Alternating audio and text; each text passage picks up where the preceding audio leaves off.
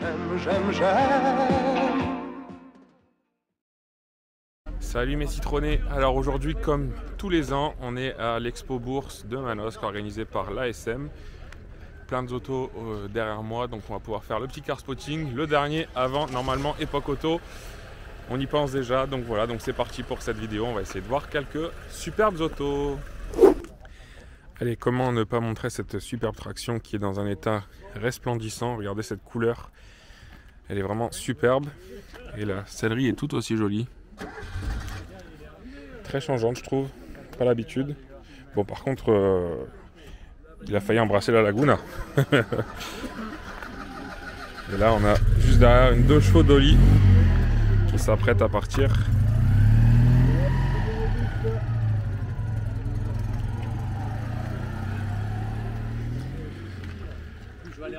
Mercedes 300D juste à côté. Ça aussi, le genre de Mercedes que j'aime beaucoup. Avec les enjoliveurs pleins. Très bel état aussi. Avec un bel intérieur.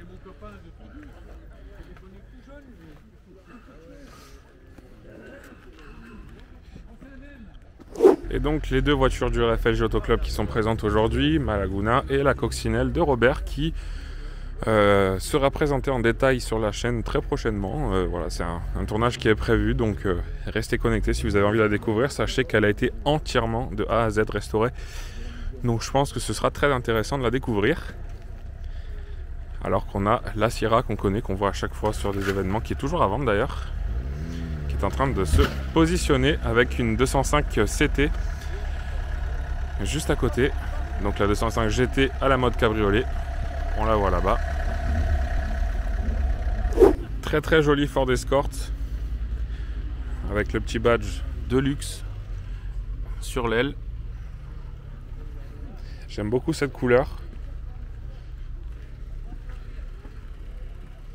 Et on a même le petit garage Germain Apt Tel 17. À mon avis, ça c'est d'origine à la voiture. Avec un intérieur assez dépouillé. Tout noir. Et de nouveau le badge de luxe. On remarquera aussi qu'il manque le rétroviseur du côté passager. Ouais, très sympa.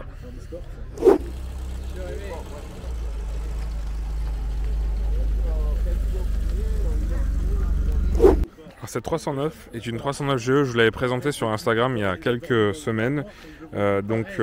J'expliquais que je sais pas pourquoi, j'aime bien, je préfère les phases 1 sur les 309 et la finition GE, donc c'était une entrée de gamme et c'est une des dernières phases 1 puisqu'elle est 89 et c'est l'année d'arrivée des phases 2. Voilà, donc elle est très sympa et d'ailleurs normalement à l'arrière on a le petit sticker Peugeot Talbot, voilà, d'époque Manosque. Et on fait un petit coucou à, je crois, Kizou405 sur Insta, puisque je crois que sa 405 est originaire du même concessionnaire. Donc c'était assez rigolo. Voilà, elle est très très jolie, j'aime bien la couleur. Et puis finition 309 GE que j'avais jamais vu auparavant. Avec un bel intérieur, avec je pense des housses en accessoiries. Elle est vraiment en bon état.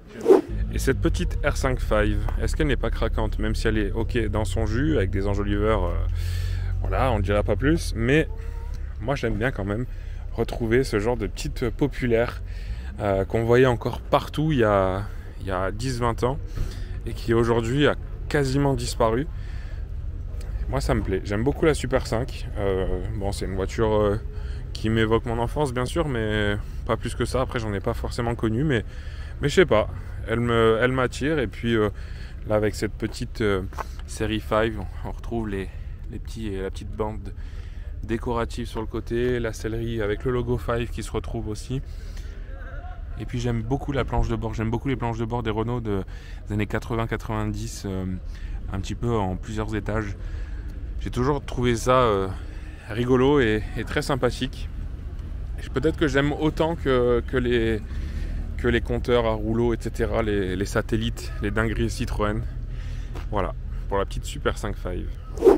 Un beau duo de jaune ici, et puis une fois n'est pas coutume, on montre sur la chaîne un peu d'italienne parce que j'aime aussi les italiennes. Et ici une 146. J'aime beaucoup ce genre d'Alfa. Alors regardez cette couleur, les jantes. Je trouve que c'est vraiment une très très belle voiture qui, bien sûr, en France en tout cas, n'est pas forcément beaucoup collectionnée. Alors, je vous laisse admirer, mais voilà, j'aime beaucoup les Fiat, les Alfa Romeo des années 90. C'est des voitures qui m'attirent. Et celle-ci particulièrement, ouais, elle est très très jolie. Alors je ne serai pas acheteur bien sûr, mais c'est très sympa d'en retrouver une. Et puis sans transition, on va directement passer à une BX qui est en plaque FNI TA84, donc il y a moyen que ce soit sa plaque d'origine. Celle-ci, je l'ai déjà vue et j'avais fait un post à l'époque sur l'Insta de RFLG Autocollection et j'avais trouvé qu'elle était un petit peu bariolée. Il y avait un petit peu des éléments, notamment la lame de pare-choc, etc. qui semblait pas forcément faire d'origine. Alors c'est un diesel, mais je me souviens plus de sa finition. On va aller regarder ça tout de suite. Voilà, c'est une millésime, mais bizarre parce que j'ai pas l'impression que tous les monogrammes soient d'origine. Regardez-moi cette sortie d'échappement, absolument bizarre. Par contre, ce qu'on va aimer, c'est le petit sticker Citroën Avignon, juste sur le bas de la lunette, en dessous du spoiler, les bavettes, etc. Bon, le principal, c'est que le propriétaire, cette voiture lui plaise, et le principal surtout, c'est que cette voiture soit encore roulante, peu importe s'il y a des modifs, etc. Le principal, c'est que ces voitures-là puissent encore rouler et donner du plaisir à leurs conducteurs, parce que croiser une BX, dans tous les cas, ça fait toujours plaisir. Allez, je filme cette DS qui est un petit peu curieuse parce que d'apparence elle ressemble à une Palace, mais je sais pas, les badges ne sont pas forcément positionnés au bon endroit. Normalement, je crois que le Palace est plutôt sur le montant C, mais elle reste quand même très jolie. En tout cas, elle a une couleur et elle a vraiment une allure de Palace parce qu'elle a même le tour en vinyle avec l'intérieur marron en tissu. Par contre, regardez-moi cet arrière, oh là là là, quelle beauté, avec les badges dorés typiques des vrais DS et non pas des ID qui sont plutôt en couleur argent, et puis le cône de clignotant bien sûr lui aussi qui est chromé. Voilà, elle est vraiment très très belle. On remarquera aussi, regardez cette petite espèce de bavette là qui se trouve tout sur le montant là. J'avais jamais vu ça sur les DS, peut-être un accessoire. Voilà, absolument somptueuse. Alors dites-moi, les plus connaisseurs d'entre vous, le badge Palace, est-ce qu'il est vraiment à sa bonne place ou pas? Parce que, comme je vous le dis, je pense que normalement il se trouve sur le montant C. Donc à vous de me dire. En tout cas, là, une apparence de Palace. La couleur est franchement superbe. Et puis là, une R16 que je crois avoir déjà montré lors d'un précédent épisode de Carspotting à Manosque. La R16 qui fête d'ailleurs un anniversaire aussi cette année, puisque si je dis pas de bêtises, elle fête ses 60 ans. Bon, on y reviendra à Époque Auto. Je pense que je vais vous faire un numéro spécial sur... on va essayer de spotter les voitures qui fêtent leur anniversaire que j'ai pas pu fêter individuellement à l'image des Renault 20, Renault 30 sur la chaîne, ou Peugeot 406, je vous l'annonce, qui devrait aussi être fêté d'ici la fin de l'année.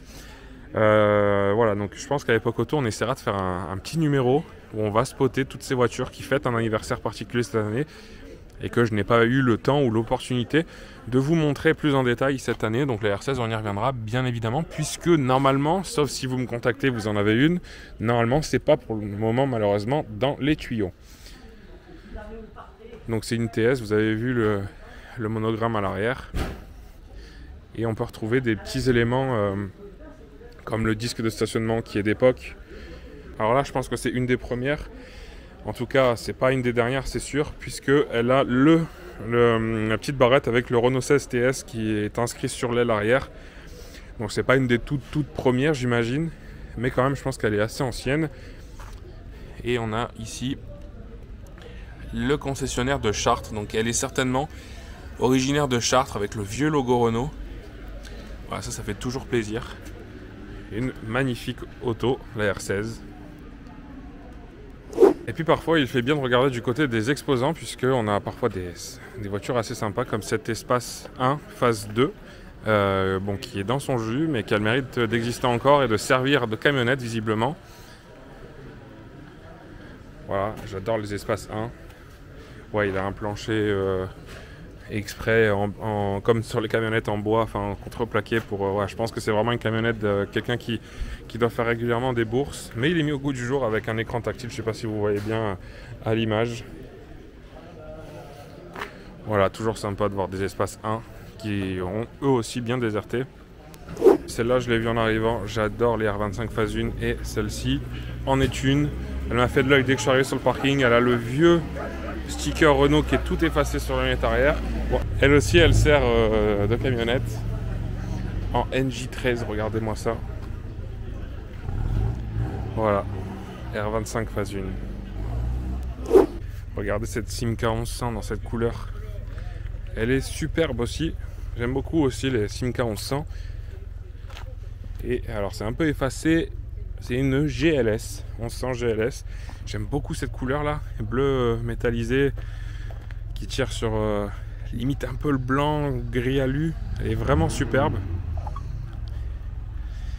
Et puis, allez, sans transition, je vous fais voir quelque chose. Alors on va aller voir la GS après, qui est elle aussi somptueuse. C'est peut-être la plus belle du parking. Enfin, une des plus belles en tout cas, ça c'est sûr. Regardez-moi ce duo. Voilà, vous l'avez vu arriver cette DS tout à l'heure. Et un jour, je vous le cache pas que peut-être que sur Citroën Auto vous retrouverez ce duo. Peut-être que ces deux seront en moi. Alors peut-être pas cette DS exactement, peut-être pas en noir, mais quand même. Ça, c'est vraiment un truc que j'aimerais avoir, les deux dans cette collection. La Lagou, il faut que tu t'habitues à avoir une DS à côté de toi. Un jour, tu en auras une constamment. Voilà, donc je tenais à vous la montrer, surtout en noir. Enfin voilà, elle est absolument superbe. Allez, est-ce qu'on est tous d'accord pour dire que là, on a affaire à un banger? Voilà, clairement. Une GS déjà de base, c'est sublime. Alors, dans cette couleur, pouah, là, c'est juste incroyable. Alors, c'est une GS Palace, comme on atteste le petit badge sur l'aile avec un intérieur bleu. Les petits entourages de vitres chromées. Voilà, et la GS des 40 ans. Alors, je sais pas.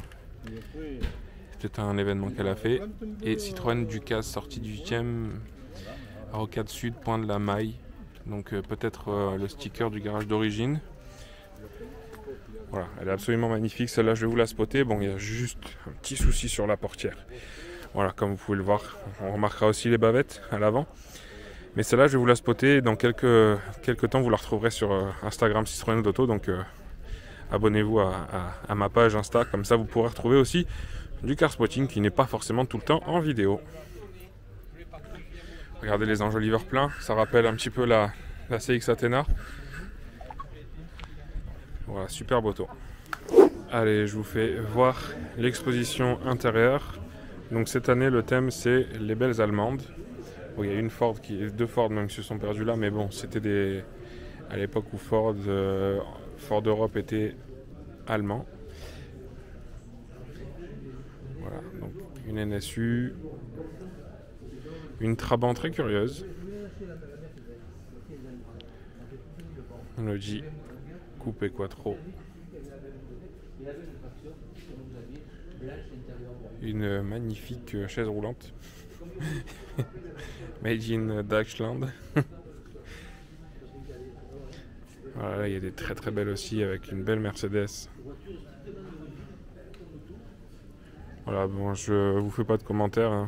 Vous avez juste à regarder. Bon, c'est pas forcément ma cam, les Allemandes, vous le savez. Mais je trouve que c'est quand même intéressant de les regarder. Une belle lignée de Porsche. Encore une belle Mercedes, regardez celle-là, elle est somptueuse. Et là, il y a une très très belle BMW. Je voudrais juste voir encore un petit peu les Porsche. On va revenir sur la BM juste après.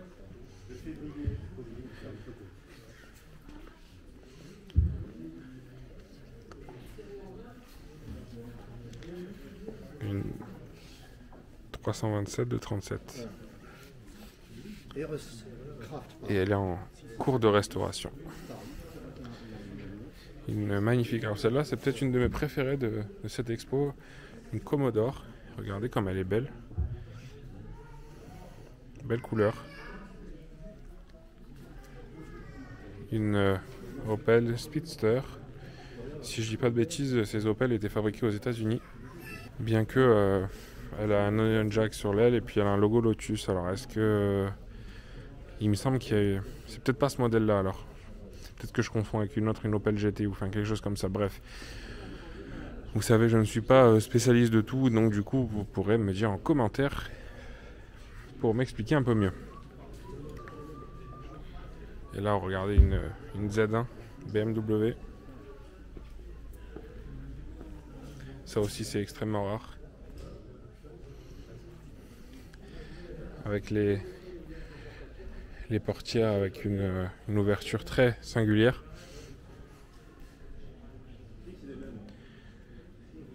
Une très jolie BMW, la grise aussi, très très belle, avec un regard différent de ce qu'on trouve habituellement sur une BM. Cette BM là, j'adore sa couleur, magnifique. Et puis là, on a des choses, une 635 CSI peut-être. Ouais, c'est ça. Et puis là, ici, une série 3, peut-être une M3, je sais pas. Une autre coccinelle cabriolet. Et un combi. Donc voilà, on a fait le tour de cette salle. Allez, puis on va terminer cette vidéo, sauf si je trouve une petite pépite sur le parking en reprenant la voiture après. Donc on termine avec les voitures qui sont devant la salle. Ici, une magnifique Mustang noire. Elle est somptueuse.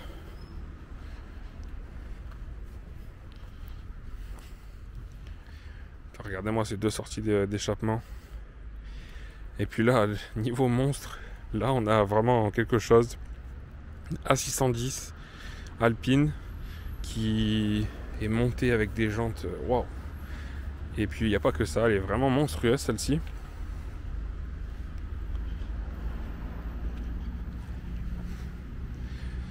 Regardez ça. Et là, une vieille Ford. Très très belle, apparemment elle serait de 1935 si on en croit son porte-plaque, avec certainement un V8. Et puis ensuite on a des Porsche, une Alfa Montréal et une Mercedes avec deux BMW coupés. Allez, finalement cette vidéo n'est pas totalement terminée puisqu'on est le lendemain aujourd'hui à la montée des passionnés à Malijai, donc un petit village à côté de Manosque, là où on était hier.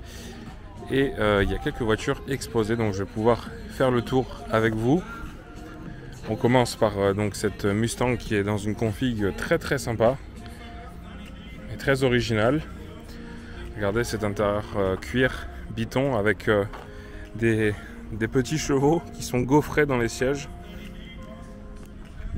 Très original. Elle est vraiment somptueuse cette Mustang. Voilà, et puis l'arrière de cette Mustang donc, avec une double sortie d'échappement. Voilà, très sympa. Allez, on continue avec ici une Fiat Cinquecento qui est très originale. Elle est franchement super chouette. Donc à mon avis, ça doit vraiment être un petit kart, ce genre de voiture. Regardez-moi l'intérieur. Complètement dépouillé. Puis c'est rigolo parce que du coup, ouais, le moteur est à l'arrière, j'ai l'impression, c'est bien ça, regardez. Donc du coup on a une cloison de séparation entre l'habitacle et finalement le compartiment moteur. Cette sortie d'échappement au milieu à l'arrière là, c'est très rigolo. Une Renault 4TL qui était au FLJ Auto Club, celle-ci. Vous l'avez déjà vu dans une vidéo balade. Et regardez l'une des choses les plus incroyables de ce plateau. Une Renault Speeder, Renault Sport Speeder, et celle-ci elle est sans pare-brise, donc encore plus rare. Déjà qu'une Speeder c'est très rare, mais sans pare-brise c'est encore plus rare, et elle est dans le magnifique jaune Sirius. Voilà, vraiment superbe. On fête d'ailleurs les 30 ans du Speeder cette année.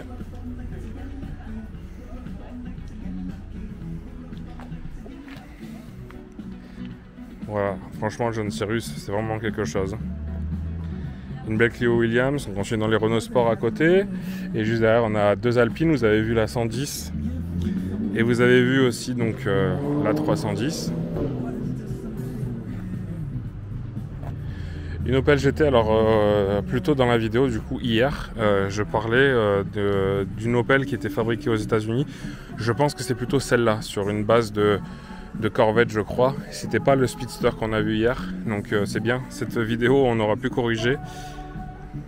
Voilà, donc celle-ci, est faite aux États-Unis. Je sais plus si c'est sur une base de Corvette ou j'aurais même l'impression de plutôt dire une Chrysler Crossfire, parce que c'est vrai qu'il y a des, je sais pas, avec le tour de pare-brise gris comme ça, je trouve que ça y ressemble pas mal. Donc voilà, bon, vos commentaires sont tout de même les bienvenus pour venir affiner ces paroles. Une superbe AMI6 break juste à côté. Là, on est à 100% dans mon délire, même si je suis plus AMI 8 berline même. Mais l'AMI6 break, c'est quand même quelque chose. Dire que c'est à la base une 2 chevaux quand même, en dessous. Une 4 chevaux, ben, on l'a vu il y a pas si longtemps que ça sur la chaîne, qui était présentée. Bon, après on a de la moderne, un Clio RS et puis Fiesta. Vous avez une Auto Bianchi aussi là-bas. Et puis là on passe sur une Fiat X9. Une belle Alfa Romeo juste à côté. Là de nouveau une Mustang, celle-ci on l'a déjà vue dans d'autres événements aussi. Très très belle couleur. Et peut-être le clou du spectacle, regardez-moi cette Chrysler. Elle est monstrueuse. Alors on va aller lire sa petite fiche. C'est une Chrysler Windsor coupé de 1950. Donc pour la motorisation, ce n'est pas écrit, c'est une cylindrée de 4 litres 1. Bah si, c'est écrit 4 litres 1 et 116 chevaux. Donc voilà, je ne sais pas si c'est un V8, mais bon, je mets ma main à couper que c'en est un. Avec la plaque française, mais style US, Connecticut. Voilà, un beau coupé. Très très stylé, puis on va aller voir l'arrière.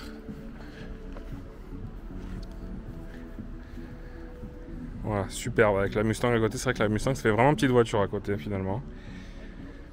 Et puis là une Porsche 928. Ça aussi c'est sympa parce que c'est pas très courant finalement. Autant des 924 on en voit un petit peu, mais des 928 c'est beaucoup plus rare à mon goût. Et bon, je suis pas porschiste du tout, mais j'avoue que ça fait plaisir d'en croiser une quand même. Et à noter qu'elle a les phares pop-up, même si ça se voit pas forcément ici. Bon, ok, ils sont bien couchés, donc c'est sûr que là comme ça vous n'allez pas éclairer grand chose, mais ouais, il n'y a pas le petit cache en fait. C'est ça qui fait penser que c'est pas forcément des pop-up, mais ouais, ils se lèvent bien. Bon, ça je sais que vous le savez. Et puis on va terminer avec ce hot rod, avec, regardez, le bouchon de radiateur. C'est à la base d'une Citroën. Voilà, donc ce petit plateau très sympa, ça fait plaisir. Je vais peut-être faire quelques photos du speeder notamment pour faire un post sur Insta. Allez, et puis la montée des passionnés, c'est pas seulement l'expo des voitures que je viens de vous faire voir, c'est aussi des voitures de rallye. Pour la journée, ils font la montée d'un col. Donc voilà, donc normalement elles arrivent tout en ligne pour aller se placer à un nouveau départ, parce que je crois qu'ils font plusieurs fois la montée par jour. Donc voilà, je les attends et quand elles arrivent, je vous les filme. Allez, donc les voilà. J'ai l'impression que ça se découpe en plusieurs catégories parce que là, je crois que ça va surtout être les anciennes. Et j'ai vu descendre des voitures un peu plus modernes, donc je pense qu'il y a plusieurs catégories. Il doit y avoir des anciennes d'un côté et des plus récentes de l'autre. Donc là, je vais surtout vous faire voir les anciennes. Donc on a vu une 106, regardez, une R11 Turbo visiblement.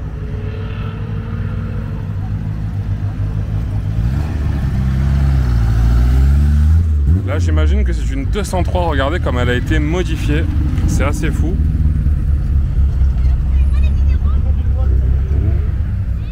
Voilà une Alfa 147 Quadrifoglio, une Honda Civic. Bon, vous voyez, il y a de la moderne aussi finalement, je sais pas trop comment ils organisent tout ça du coup.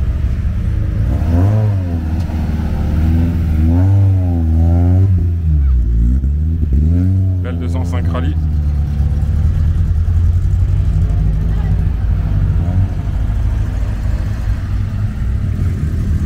Regardez les R8 Gordini, très sympa.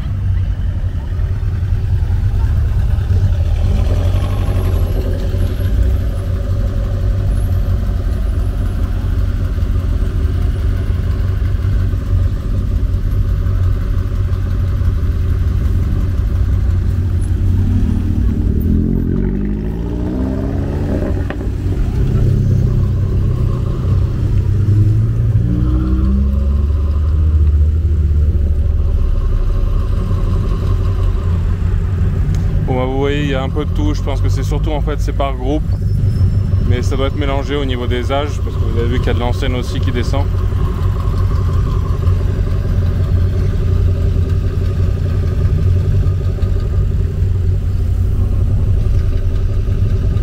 Subaru Legacy, si je dis pas de bêtises. Ça c'est assez rare. Vous avez vu la Super 5 GT Turbo qui attend devant nous. Une Impreza break.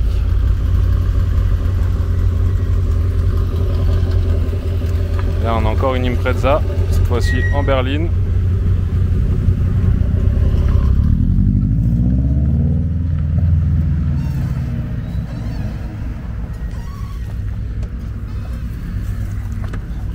Allez, et puis elles se sont arrêtées, donc on va pouvoir faire le tour de la line-up en marchant. Donc encore une Super 5, ici une Fiesta. Une deuxième. Enfin une 205. Une Clio 4. Et de nouveau une 106 qui ferme la marche visiblement de ce groupe.